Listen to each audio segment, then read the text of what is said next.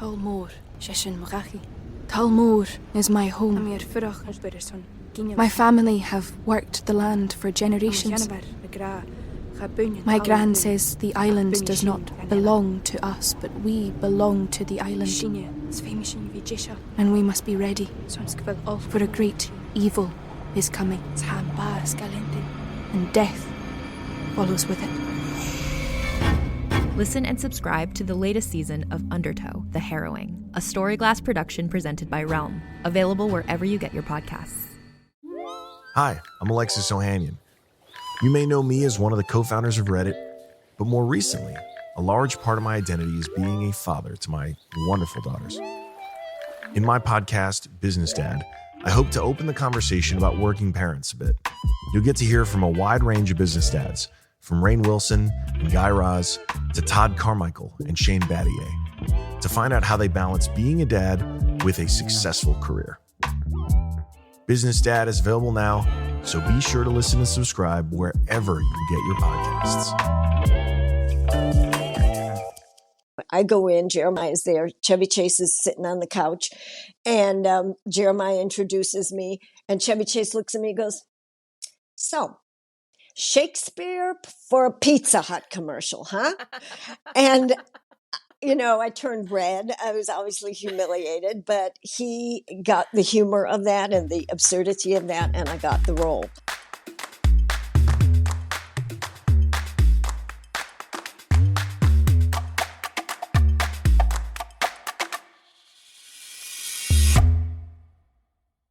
Hello, world, and welcome back to another episode of Thanks for Coming In. I'm your host, Jillian Clare. If this is your first time tuning in, this is the show where I speak to fellow actors about their journey in the industry, and I make them share a couple bad audition stories with me. If you're not already subscribed to the show, make sure to hit that subscribe button now wherever you're listening and leave us some love. Today on the show is Natalija Nogulich. I was so excited to talk to Natalia. I've been a fan of hers my entire life. You may remember her from West Wing or from her iconic role as Mrs. Shirley in Christmas Vacation. You may know her from Star Trek. She is also just a total badass who had spent years in theater directing and having her own company. She's written a historical novel titled One Woman's War, which she was kind enough to send to me, and I'm so excited to dive into this book. I can't tell you how excited I am. We talk everything, and she was just so lovely, and it was such a pleasure and honor to talk to her. So here's my conversation with Natalia. And welcome to the show, Natalia! Thank you. Good to be with you. Oh, I'm so excited to have you here. I have been such a huge fan of yours since I can remember watching television and film. So this is a big treat for me. So thank you for joining me today. My pleasure. Thanks for asking me. So you've had such a long and extensive and incredible career, and I want to get into all the bigger things that people know you from. But before we do any of that, I have to go back to the beginning and ask you why you wanted to be an actor. Well, you know, I didn't set out to train as an actor. I did it as a child for fun. I took ballet classes. I took drama classes. My parents thought that would be, you know, a good way to develop your confidence and so on. And I thought it was fun, and school plays, etc. Mm-hmm. But by the time I got to college, I was not encouraged by my darling, strict immigrant parents to pursue acting as my main career. So I took an academic course, and I got a degree in art history. Oh, wow. And yeah, and I loved it because it allowed me to study in Spain and in Italy and in France, and it was marvelous. Wow. That said, the acting itch never really went away. I did get a job in the art field immediately after college, for which I was grateful. It helped me pay off all my school loans, and directing a gallery at University of Wisconsin. It was terrific, and I had fun. But that was gnawing at me to perform. So I said, well, what the heck, I'll just go back, take some dance classes, couple acting workshops, you know, just to satisfy my inner itch, if you will. And I found in the Reader, the Chicago Reader, the advertisement for acting classes at the St. Nicholas Theater Company, which I thought sounded interesting because of the name, jolly old St. Nick. And so I went, and it happened to be a new theater company founded by W.H. Macy, David Mamet, John Malkovich, Stephen Schachter. And I didn't know who any of them were or what they would become, obviously. Yeah. But I started taking classes and I thought, well, this is fun. And then I got cast in a play. And at the same time, I was dancing with a modern theater company, dance company. And I got cast in the play, and it was the same night that I was going to have to perform in the dance, and I had to make a choice. And that was the turn for me. I said, no, I'm following the acting theater, became a member of that company and did a bunch of plays there, learned a lot from those geniuses. I'm still in touch with them. What a group. It was just kismet, I mean, I didn't know what I was going into, but somehow that's been my career. I have felt guided somehow in a strange and wonderful way. So after that, I loved it. I loved working in Chicago, but I was drawn to do more theater in New York. So I went to New York and I spent 6 years there. I did 2 Broadway shows and then another Broadway show later. After I was living in LA, I came back to do another Broadway show. And I was just a theater junkie. I loved being on stage. I felt like that was where my soul was. Yeah, it's hard to make a living, but I mean, unless you're on Broadway, that pays well. But you can't do one Broadway show after another. I mean, unless you're, I don't know, it's not unless you're Bette Midler or something. Yeah, Audra McDonald, maybe. Or or Hugh Jackson or something. Anyway, the second Broadway show I did went on tour to Los Angeles. It was The Iceman Cometh with Jason Robards and a bunch of other brilliant actors. And we were asked to come to Los Angeles for 6 weeks to do the play after we finished on Broadway.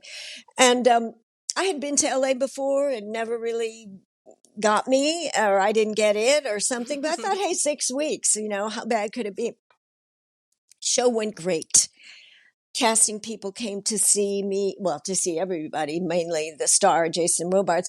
And I started getting auditions for theater in LA. And I thought, this is weird. It's movie land. And so I did a couple of plays in a row. And then I got a TV pilot.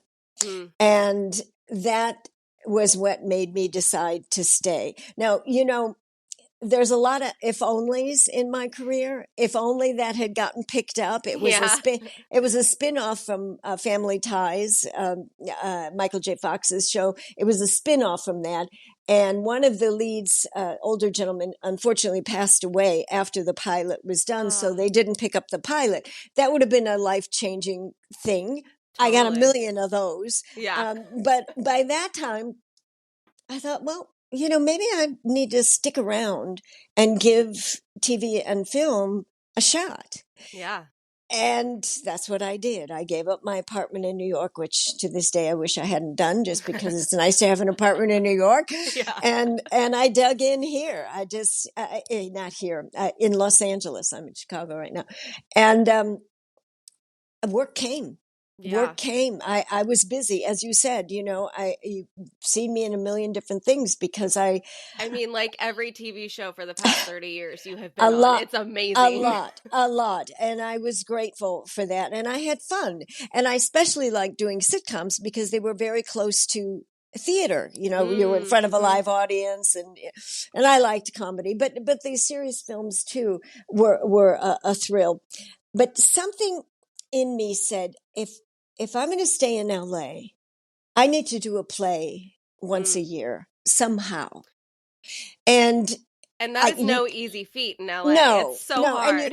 And you can't just will it, So I decided to start a theater company, which I did. called with The all Grace of your Players. free time. You Yeah, with started all the a free time. theater Yeah. company.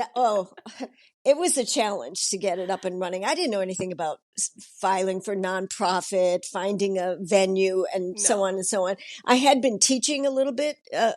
I'd been teaching and coaching actors just kind of informally. So I had a little posse, you know, a little group. And I said, well, it would give me the opportunity to keep a promise to myself, to keep a hand in theater while I was still pursuing the film and television. And I had it for 15 years, which was Wow. remarkable. I had a venue in Hollywood, right behind the big Egyptian Theater, which is now American Cinematheque. So many things fell into place, Jillian, for getting the theater up and running. I mean, a very good friend of mine said, yeah, you'll have it for a year or two. That's about it. This stuff Prove them wrong. Yeah, it doesn't fly in LA, you know. And I said, well, if that's true, that's okay. Then I'll figure out something else. But it got its own momentum, I guess you could say, and it grew. The first play I did there was David Mamet's. I stayed in touch with David Mamet. I've actually done 5 of his films. His adaptation of Chekhov's Three Sisters. It was the Los Angeles West Coast debut.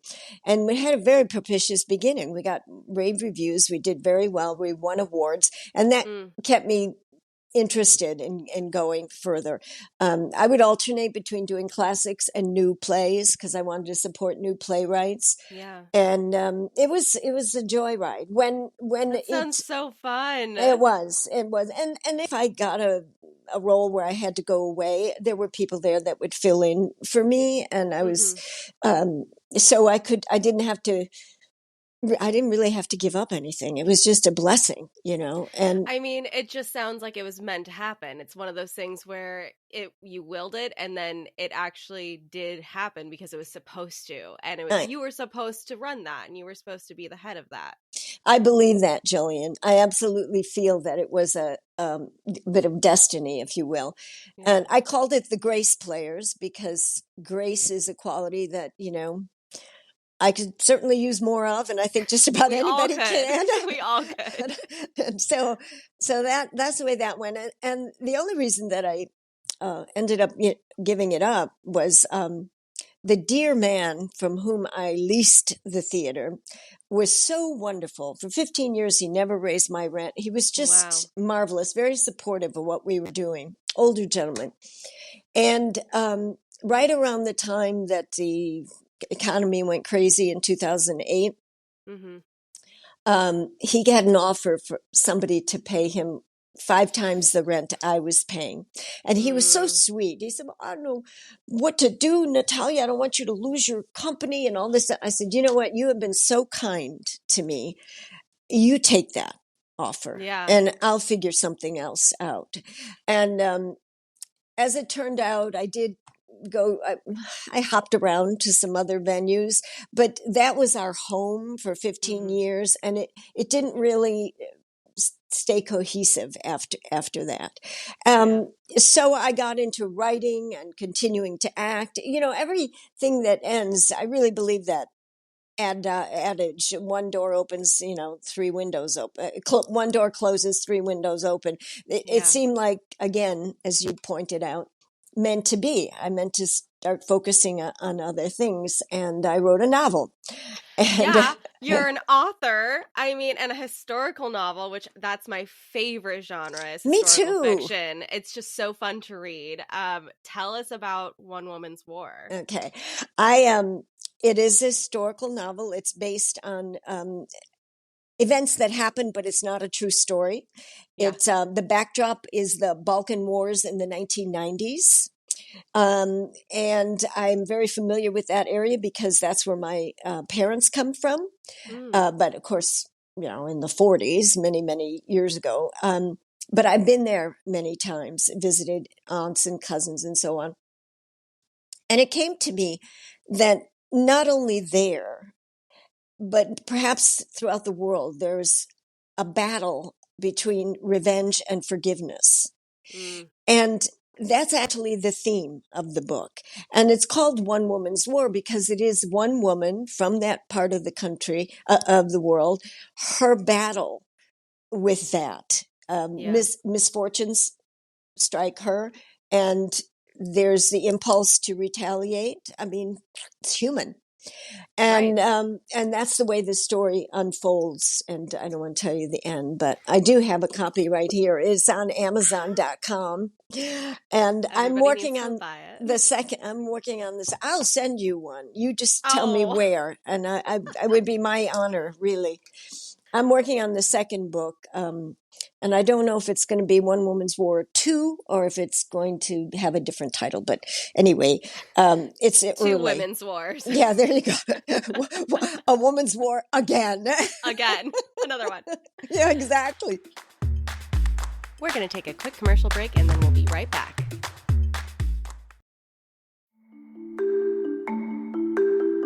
As a podcast network, our focus is bringing you shows you love to listen to. But we also sell merch related to those shows. And partnering with Shopify has made that both possible and simple for us to do. Shopify is the global commerce platform that helps you sell at every stage of your business. Whether you're selling scented soap or offering outdoor adventures, Shopify helps you sell everywhere because they've got you covered from their all-in-one e-commerce platform to their in-person POS system. What's so fantastic about Shopify is how, no matter how big you want to grow, they provide everything you need to get control of your business so you can take it to the next level. Businesses that grow with Shopify. Sign up for a $1 per month trial period at shopify.com/realm. That's all lowercase. Go to shopify.com/realm now to grow your business, no matter what stage you're in. Shopify.com/realm.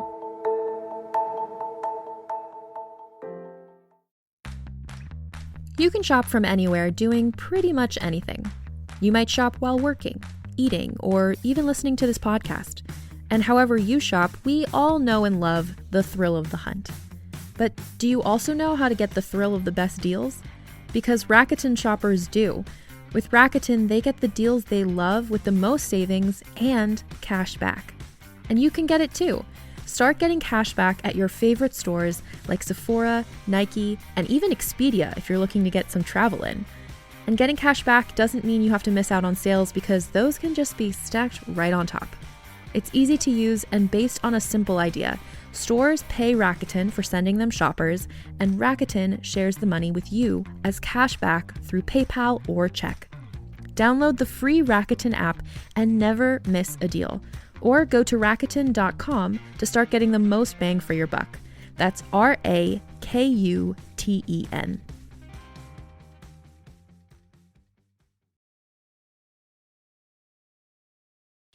And back to the show.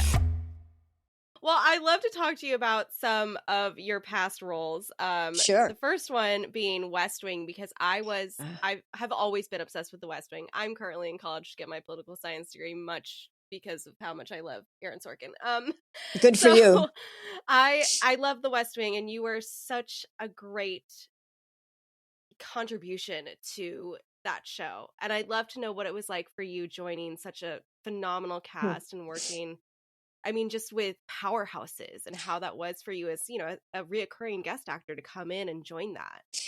That's a great question. And also, you have great taste. Aaron Sorkin is a genius. Genius. And absolutely. And those people are giants in our field. So you're right. I mean, initially I thought it was a little intimidating, and I was frankly surprised I got the role. I remember auditioning, and Aaron Sorkin was very interested in hearing the words exactly as written. He didn't care if you memorized it. He didn't even care if you looked up from the page. He was listening in the audition room for the rhythm of his words. And so it was kind of an unusual audition. I thought, oh, I didn't even look up, you know. but that's usually not a good sign. Right. Yeah, exactly. So, but I was cast as the Israeli ambassador. And, you know, Jillian, I think I would have been very intimidated by that group if I didn't have the method of approach to acting and creating a character that I do. I did some research on obviously Israel, ambassadors, what the current climate was, so that I could make her real. And that allowed me to approach it as the character.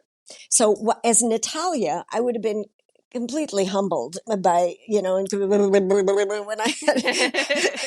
had to talk to anybody. But as the character, because she was so strong, and she faces off with the president, Martin Sheen. It's so intense. Yeah, and that that saved me. And if there's anything I would say to young actors, is join the consciousness of the character. It ends up freeing you. Then you're not trying to win over anything. Just do the actions of the character. And then, of course, you as a political science student, one of the, or two, I think, episodes, we did double, went to DC. Yeah. Yeah. And I had been there. I had done a play there. I was familiar with it. But being there as part of the West Wing cast was like, whoa, and a really marvelous opportunity. And we went out to Camp David even. I mean, it was crazy what they permitted. They must have adored it, the West Wing show. And I could have done that forever. Loved those people. And they were so gracious. When someone new comes on as a guest star, I can tell you, not every episodic that I've done had a star who was welcoming. I'm not going to name names, but then you have the ones where they welcome you, want you to feel comfortable. And that was my experience with West Wing. And I love hearing that. NCIS was another experience like that. I just did one episode. They were so welcoming. I think those are the shows that are most successful with that feeling behind, the workers, the actors. So anyway, you go get it. I feel like you can, as a viewer, see when a cast and a crew are happy and helping and loving. I feel like you can see it. And maybe it's just because we are actors, and so maybe we have some sort of sixth sense when we're watching something. But I feel like everybody can kind of feel, oh, this must have been a wonderful thing to work on. You're absolutely right. You can feel it when you're watching it as an observer, and since we're actors, we can sense it even watching their interaction. But yeah, and that was a winning experience on all levels. Okay, well, I cannot have you on the show and not talk about Christmas Vacation, because that movie plays in my household and in my family's house at least 50 times during the holidays. I mean, they can quote the whole thing. Every time my dad fixes something, it's, "We fixed the newel post." I mean, my Lord, every line is quotable. And I mean, you are so funny in that movie. And I just have to know what it was like filming that movie, because it's a classic. I feel like it's one of the greatest Christmas films ever made. Well, it was a pure heaven doing it. And if you don't mind, I'd like to tell the audition story now. Please! Because it totally relates to Christmas Vacation. Yes. Early on in LA, I was auditioning for commercials. I was sent up to do a Pizza Hut commercial. And my agent said, prepare something. And I thought, okay, what do you prepare for a Pizza Hut commercial? Whatever. But the character description was like, regular sort of working class, mother. So I go, and I thought, what do I have memorized? How can I prepare for this? And I had a bunch of Shakespeare monologues that I committed to memory. And I said, well, I'll do this one from As You Like It, but I'll do it with a street accent, with a kind of, so I'm doing Shakespeare, like, "There's none of my uncle's marks upon you." And I'm thinking I'm delivering what they want. The casting director steps aside from her video camera and looks at me like I was insane, finishes the thing. I go out and I think, as I'm going out into the waiting room, I see everybody's preparing a testimony about Pizza Hut. So I had it totally wrong. Totally wrong. Well, this leads to Christmas Vacation. The director of the commercial had me in for a callback, and the clients were there, and he said, I just want to meet the person who does a Shakespeare for a Pizza Hut commercial. Do it for the clients. And by this time, I was so humiliated. I didn't think I'd get it, Well, I did it, and they're laughing, think it's hilarious, and I got the part. The director was Jeremiah Chechik, who directed Christmas Vacation, okay? I do the commercial, cut to a couple years at least later, I'm called in to audition for Jeremiah Chechik for Christmas Vacation. And this was Jeremiah's first film. He had been doing commercials. So I go in, he remembers me from the thing, what I did. And it was mostly because she didn't have, the boss's wife didn't have a whole lot of lines. And some of them I improvised at his encouragement. So it was a meet, kind of a meet. Mm-hmm. And then I guess Chevy Chase had to approve of all the actors. So, really? Yeah. So I get a call back, and it's in an office at Warner Brothers. I guess it might have been Chevy Chase's office. I don't know. I go in, Jeremiah's there. Chevy Chase is sitting on the couch, and Jeremiah introduces me, and Chevy Chase looks at me and goes, so, Shakespeare for a Pizza Hut commercial, huh? And I turned red. I was obviously humiliated, but he got the humor of that and the absurdity of that, and I got the role. So I guess the moral of the story is you just never know where something is going to lead. I didn't know that Jeremiah directing that would remember me years later and bring me in for that audition, and to work with those people. I mean, talk about the top of the comedy realm. Chevy Chase, top of the comedy, right? Marie Dreyfus from Seinfeld. This is before Seinfeld. Yes. And just so Randy Quaid, Randy Quaid, the whole thing, and so Brian Murray, and so the one thing, this might be fun for your dad since he knows so many of the lines. Yes. When I find that my husband's been kidnapped, I call the police, and then they ask me to discuss. Well, he was a big, bulging man in a blue leisure suit. That was improvised, okay? No. And they said, "That's okay, keep it," And that I get, when I go to conventions for Star Trek, people want to talk to me about Christmas Vacation, not Star Trek. Yeah. And they quote that line to me. Bulging man. It's so good. I mean, the fact that was improvised. Wow. Yeah. So I can't. That's my amazing audition story.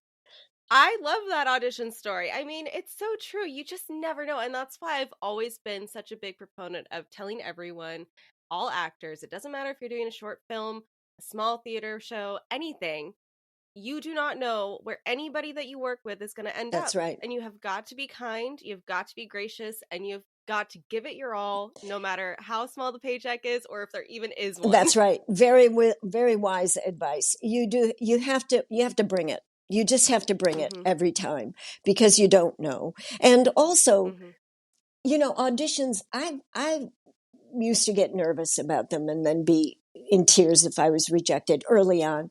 And then I got this new attitude about it. And I thought, hey, I love to act. An audition is an opportunity to act for 5 minutes. Why would I not enjoy that? And give it it totally changed things for me.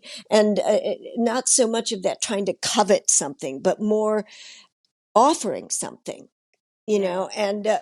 Well, I think it's easy to get lost in the, I'm not working, I need to work, I need to, or this or that, or like, especially nowadays with self-tapes, and you get all the self-tapes, and it's like, well, now I have 4 self-tapes to do this week and whatever. And it's just, then it gets, overloading. But I think putting it in that perspective, I mean, what a what a game changer it is to say, oh no, I get to do this, not I have to do this. Exactly. You said it better than I did. That's exactly the mentality that I cultivated. And it did change the way I went into auditions and the results as well, which you have no control over. And the results are going to be what the results are. You can give the most brilliant audition and you're too tall or too short, or you're the wrong, something's the wrong hair color, whatever, and you don't get it. And that's just the way it is. And I've had disappointments where there was one, I can't remember the name of the movie, but it was with Joey Mantegna, whom I adored and knew from Chicago. Oh, wow. And it was going to film in Russia. And I was auditioning for a Russian woman. And I could do the accent really well because the Slavic accent that I grew up around is almost the same. I gave a great audition, had a callback, great callback, and I didn't get it. And Joey called me because he was so kind. He said, listen, honey, you didn't get it. I want you to know the director said that yours was the best audition, but they gave it to a real Russian girl. And, I couldn't make myself Russian. You can't argue that. And, but those are frustrating ones where, it was like close, but no cigar kind of thing. Those are the ones that, as you said in your text, the ones that get away, the ones that, slip by you. But anyway, I try not to dwell on that, and go on to what's next. I was told always have somewhere to go after an audition. Go meet a friend for coffee, go to the gym, have somewhere to go so that you're not in the car running the lines in a different way and saying, why didn't I do it that way? There are so many times I will be in bed after an audition, like day's over, got ready for bed, and then I think, that line could have been said that way. I think we all do that. And in what capacity did we almost work together? Oh, so my first film that I directed, To the Beat, I think we had offered you the role of Miss Dottie, who was the dance teacher. But you were working on something else, or is it time conflict? Reason. Yeah, there was some sort of conflict that it didn't work. And I'm sorry. You would have been a great Miss Dottie, but that's okay. That's right. Today, we are. So and all right. I have played a dance teacher in another different episodic, but that would come naturally to me, having spent many, many, many hours in dance classes. And how cool that you're directing. And after your political science degree, I expect to be voting for you for president. Oh gosh. No, there's no way. I got myself inside politics, and that is my happy place right now. Is I'm working with the labor union. Wonderful! Doing stuff within my own stuff. I'm applying my new knowledge to our industry, which is exciting for me. But, good for you. Man, it's been so fun talking to you. And also, real quick, I have to say I was named after a Star Trek character, so. This is pretty cool, having a Star Trek. Oh, my goodness. So. Well, yes. That is the gift that keeps on giving, Star Trek. Yeah. I mean, I never knew. I did 5 episodes, and I didn't know that it would reverberate the way it has. I mean, I've been to so many conventions and people come up for an autograph and they recite my lines that I don't even remember. You're like, oh, and some of them are very upset with me for being tough on Patrick Stewart. They go, you seem like a nice person in person, but why were you so mean to him? And I would assume the character and say, I wasn't mean. I was just protecting the Federation. They would. Oh, I bet they love that. It was fun. That was a great role. I loved her. She was tough, but I loved her. So you're working on your second novel. I've done. Else that you're doing right now? I don't know. It's kind of since I've been back here in Chicago, I've sort of been the indie girl. I've done a few indie projects here, and also flown back to LA for one, and a few here. And the one I just recently completed is called All Happy Families, and it's probably going to premiere in the Chicago Film Festival, but right now the director's sending it around. And I'm playing a Serbian woman, which is where my parents are from. And so I got to use my accent, and she's real comic relief in this movie. And I love doing it. So, watch out for that. It'll be released at some point, but that's what I just completed now. And then doing those self-tapes and sending it out there, and letting the universe bring to me what it will. I'm just grateful. That's amazing. Oh, well, it has been such a pleasure talking to you. Thank you so much for coming on the show. I am ecstatic that we were able to spend this time together, and hopefully we get to see each other in person and work together. I would love that, Jillian. Please think of me for your next dance teacher or whatever, or Israeli ambassador. I love being directed by younger people. They always have a fresh way of seeing things. So, and I'm directable. So thank you for having me. This was really fun, and you're a charm. So thank you. Oh, thank you. Thanks again to Natalia for coming on the show and spending some time with me. It was such a pleasure and honor to get to know her, and hopefully we get to work together soon, because that would be a lot of fun. Tune in next week for another Christmas-filled episode with one of the stars of the new Apple movie Spirited, Andrea Anders. And until then, thanks for coming in.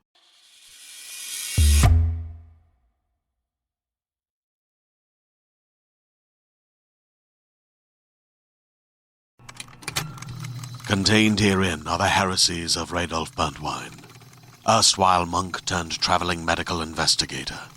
Join me as I uncover the blasphemous truth of a plague-ridden world, that ours is not a loving God, and we are not its favored children. The Heresies of Radolf Burntwine, coming January 2nd, wherever podcasts are available.